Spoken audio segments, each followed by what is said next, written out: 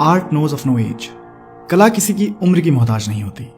जिस तरह का प्रभाव छोड़ने की एक कलाकार कल्पना करता है, जिस तरह की लेगेसी कायम करने की एक कलाकार अपेक्षा लगता है, उससे बहुत ज्यादा इस रचनाकार ने अपने जीवन में हासिल किया। सिद्धू ने अपने 6 साल के प्रोफेशनल करियर में कई गाने गाए, कई तरह से कई दूसरे आर्टिस्ट के करियर को उठाने में उनकी मदद करी, कई नए टैलेंट्स को अपने प्लेटफॉर्म से मौका दिया, तो कई प्रोड्यूसर्स के साथ मिलकर उनके काम को मीनिंग दिया। सिद्धू जिस भी पीस ऑफ आर्ट से जुड़ते थे उसे बेहतर बनाकर ही निकलते थे। कुछ इस तरह का प्रभाव था जीते जी उनका म्यूजिक पर। जिस तरह एक रेवोल्यूशनरी व्यक्ति समाज में क्रांति लाता है, उसी तरह सिद्धू भी इंडियन म्यूजिक में एक रेवोल्यूशन बनकर आए।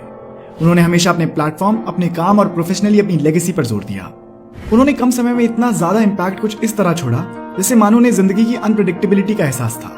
सिद्धू बिना किसी शक के हमारे देश के सबसे बेहतरीन कलाकारों में से एक रहे, और जिस तरह उनका जीवन अंत हुआ वो वाकई में एक दिल दहलाने वाला हादसा था, और कोई कलाकार ऐसा डिजर्व नहीं करता। सिद्धू जैसे रेवोल्यूशनरी आर्टिस्ट के लिए ही कहा गया है कि one can kill the artist but can not kill the art. और इसी के परिणाम स्वरूप सिद्धू मूसेवाला के चले जाने के बाद भी उनकी आर्ट दशकों तक, सदियों तक जिंदा रहेगी, और यही सिद्धू मूसेवाला की सबसे बड़ी जीत रहेगी। इस वीडियो में आगे बढ़ते हुए हम सिद्धू मूसेवाला की जिंदगी की कहानी को जानेंगे कि किस तरह से उन्होंने बहुत कम उम्र में ही अपने गानों के जरिए इतना ज्यादा नाम कमाया, और किस तरह वो इस दुनिया से चले जाने के बाद भी अपने फैंस के दिलों में हमेशा जिंदा रहेंगे। तो सिद्धू मूसेवाला के नाम से प्रसिद्ध इंडियन सिंगर, रैपर, एक्टर और पॉलिटिशियन शुभदीप सिंह सिद्धू का जन्म 11 जून 1993 को पंजाब के मनसा डिस्ट्रिक्ट के मूसा गांव के एक सिख परिवार में हुआ था। पढ़ाई के क्षेत्र में काफी रुचि रखने वाले सिद्धू ने अपनी प्राइमरी एजुकेशन के बाद इंजीनियरिंग करने का फैसला किया, और इसके लिए इन्होंने पंजाब के ही गुरु नानक देव इंजीनियरिंग कॉलेज में दाखिला लिया और बैचलर्स की डिग्री प्राप्त करी। पढ़ाई के साथ साथ सिद्धू को बचपन से ही म्यूजिक में भी काफी इंटरेस्ट रहा। उनके घर वाले और स्कूलमेट्स बताते हैं कि क्लास 5 से ही सिद्धू फोक म्यूजिक गाया करते थे, और इसी क्रम में उन्हें हिप हॉप म्यूजिक से भी विशेष लगाव हो गया, क्योंकि रैपर टूपाक से सिद्धू काफी इन्फ्लुएंस थे। म्यूजिक में अपने इंटरेस्ट को देखते हुए इन्होंने अपने म्यूजिक स्किल्स को डेवलप करने का फैसला करा, और इसके लिए इन्होंने लुधियाना में अपनी ट्रेनिंग शुरू कर दी, और इसके बाद खुद को एक स्किलफुल सिंगर बनाने में उन्होंने कोई कसर नहीं छोड़ी। इसके बाद सिद्धू ने अपने सिंगिंग करियर की शुरुआत करने का फैसला किया और अपने गाने के लिए एक पॉपुलर पंजाबी लिरिसिस्ट को अप्रोच किया, जिसने पहले तो कुछ एक्सक्यूजेस बनाए और बाद में इन्हें गाना देने से मना कर दिया। इस घटना ने सिद्धू के अंदर के लेखक को दुनिया के सामने अपना टैलेंट दिखाने का रास्ता दिया, और सबसे पहले एक लिरिसिस्ट के रूप में इन्होंने दीप जंदू, एली मंगत और करण औजला के साथ काम किया। इंडस्ट्री के लिए न्यू कमर सिद्धू के लिखे गानों को सबसे पहले निंजा ने गाया था, और उनके गाने का टाइटल था लाइसेंस, और ये गाना वर्ल्ड वाइड बहुत हिट साबित हुआ, जिसकी वजह से पंजाबी म्यूजिक इंडस्ट्री में काम करने वाले लोगों के बीच सिद्धू की पहचान बननी शुरू हुई।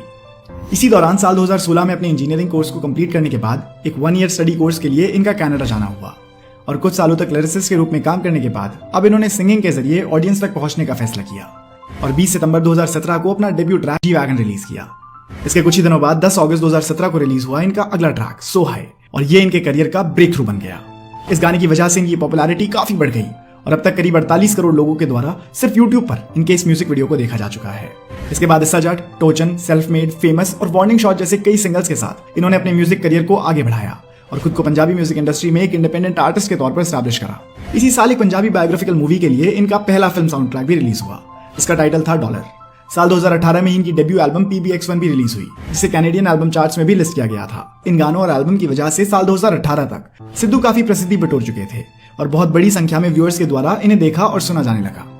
इसी वजह से साल 2019 में इन्होंने अपने एक रिकॉर्ड लेबल की शुरुआत करी, और इसी लेबल के जरिए इन्होंने सिद्धूज एंथम, माफिया स्टाइल, पॉइजन, सोने लग दे और होमिसाइड जैसे ट्रैक्स रिलीज करे।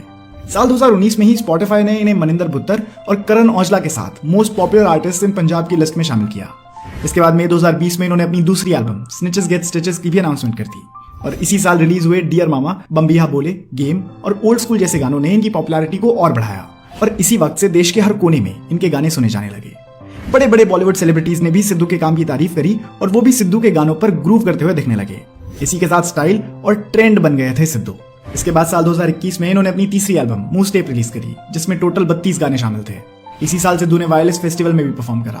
आपको बता दूं कि वायरलेस फेस्टिवल एक रैप म्यूजिक फेस्टिवल है, जिसे हर साल लंदन में ऑर्गेनाइज किया जाता है, और सिद्धू वो पहले इंडियन सिंगर बने जिन्होंने इस फेस्टिवल में परफॉर्म किया था। इसके बाद 2022 में हाल ही में इन्होंने अपनी EP रिलीज करी, जिसका टाइटल था नो नेम, जो कि बिना किसी प्रमोशनल बिल्डअप के बहुत ज्यादा हिट साबित हुई और बिलबोर्ड तक पर भी लिस्ट हुई। दोस्तों, ये थी सिद्धू मूसेवाला के म्यूजिकल करियर के ट्रैक्स और एल्बम्स के सफर की कहानी। लेकिन अब अगर हम इनकी कंट्रोवर्सीज की बात ना करें तो वास्तव में इनकी ये कहानी अधूरी रह जाएगी। सिद्धू मूसेवाला के सो हाय, धक्का, ओल्ड स्कूल और संजू जैसे कई गानों को लेकर उनकी काफी आलोचना की जाती रही है। इन गानों के बारे में कई व्यूअर्स ऐसा कहते हैं कि इन गानों के माध्यम से सिद्धू ने गन कल्चर को प्रमोट किया है। उनके एक सॉन्ग पंजाब माय मदरलैंड को लेकर भी काफी विवाद हुआ, क्योंकि इस गाने में इन्होंने कंट्रोवर्शियल व्यक्ति की स्पीच के कुछ सीन्स को दिखाया था। इसके बाद अप्रैल 2022 में रिलीज हुआ इनका ट्रैक स्केपगोट भी एक पॉलिटिकल कंट्रोवर्सीज का कारण बना। मई 2020 में सिद्धू मूसेवाला की 2 वीडियोस इंटरनेट पर भी काफी वायरल हुई थी, जिसमें इन्हें AK-47 को ऑपरेट करने की ट्रेनिंग लेते देखा गया और इस ट्रेनिंग के दौरान इनके साथ कुछ पुलिसमैन भी थे।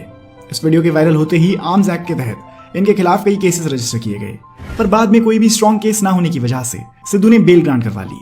इसके अलावा करण औजला के साथ इन्होंने सॉफ्ट कंट्रोवर्सीज में भी हिस्सा लिया, जहां दोनों आर्टिस्ट अपने सॉन्ग्स, सोशल मीडिया हैंडल्स और लाइव परफॉर्मेंसेस के माध्यम से एक दूसरे को रिप्लाई देते रहते थे, जिसे हम सॉफ्ट कंट्रोवर्सी कह सकते हैं, क्योंकि इन दोनों के बीच आर्ट के अलावा किसी भी और तरीके की राइवलरी नहीं थी। सिद्धू के गुजर जाने के बाद करण औजला ने अपने इंस्टाग्राम हैंडल से शोक भी जताया और उनके परिवार को कॉन्डोलेंसेस भी दिए। म्यूजिक करियर के अलावा सिद्धू ने एक्टिंग फील्ड में भी अपना हाथ आजमाया और एक एक्टर के रूप में Sidhu yes I am student, तेरी मेरी जोड़ी और गुना जैसी फिल्मों में दिखाई दिए। एंटरटेनमेंट इंडस्ट्री के इन्होंने पॉलिटिक्स में भी जाने का फैसला किया और अपने राजनीतिक सफर की शुरुआत करने के लिए इन्होंने कांग्रेस पार्टी का हाथ थामा। सिद्धू ने 3 दिसंबर 2021 को कांग्रेस पार्टी ज्वाइन करी और पंजाब के 2022 के लेजिस्लेटिव असेंबली इलेक्शंस में अपनी किस्मत आजमाने के लिए इन्होंने मनसा असेंबली कॉन्स्टिट्यूएंसी को चुना, लेकिन दुर्भाग्यवश इन्हें हार का सामना करना पड़ा। खैर, ये तो उनके पॉलिटिकल करियर की शुरुआत थी।